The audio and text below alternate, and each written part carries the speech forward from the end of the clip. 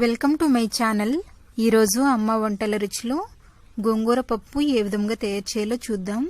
తయారు చేయడానికి కావలసిన పదార్థములు: అరకప్పు కందిపప్పును వాష్ చేసుకుని అరగంట పాటు నానబెట్టుకోవాలి.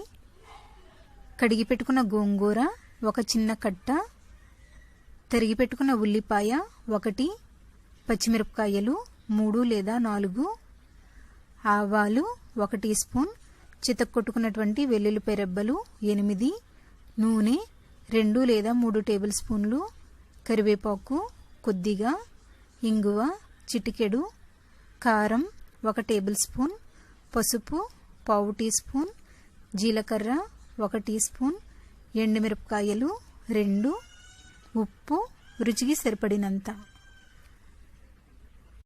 ముందుగా కుక్కర్లో అరగంట పాటు నానబెట్టుకున్నటువంటి కందిపప్పును వేసుకోవాలి. తరువాత పసుపు, తరిగి పెట్టుకున్నటువంటి ఉల్లిపాయ, పచ్చిమిరపకాయ ముక్కలు, వాటర్ వేసుకుని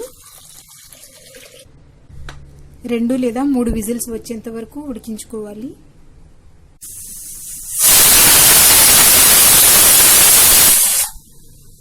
మూడు విజిల్స్ వచ్చిన తర్వాత స్టవ్ ఆఫ్ చేసుకుని కుక్కర్ బాగా చల్లారనివ్వాలి. కుక్కర్ చల్లారిన తర్వాత కడిగి పెట్టుకున్న గోంగూరని వేసుకోవాలి. తరువాత కారం వేసుకొని కొద్దిగా వాటర్ వేసుకొని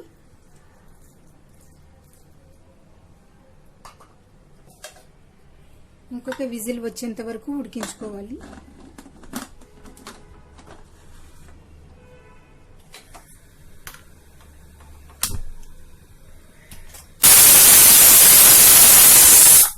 ఒక విజిల్ వచ్చిన తర్వాత స్టవ్ ఆఫ్ చేసుకుని కుక్కర్ బాగా చల్లారనివ్వాలి.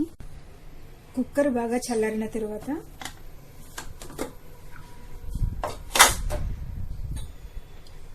దీనిని మెత్తగా రుబ్బుకుందాం. ఇలా రుబ్బుకున్న తర్వాత తగినంత ఉప్పు వేసుకొని ఒకసారి రుబ్బుకుందాం.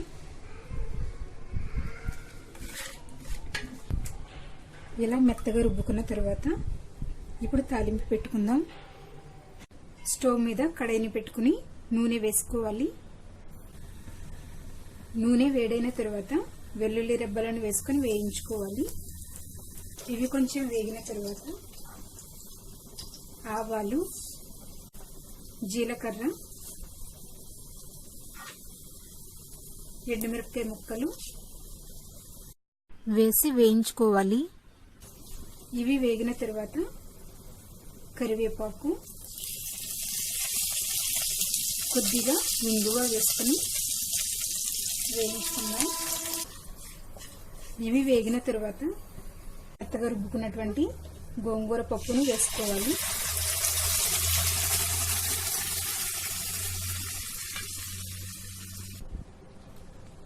ఇది అంతా ఒకసారి బాగా కలుపుకొని స్టవ్ ఆఫ్ చేసుకుందాం. గోంగూర పప్పు రెడీ అయ్యింది. దీనిని రైస్తో తిన్నట్లయితే చాలా టేస్టీగా ఉంటుంది.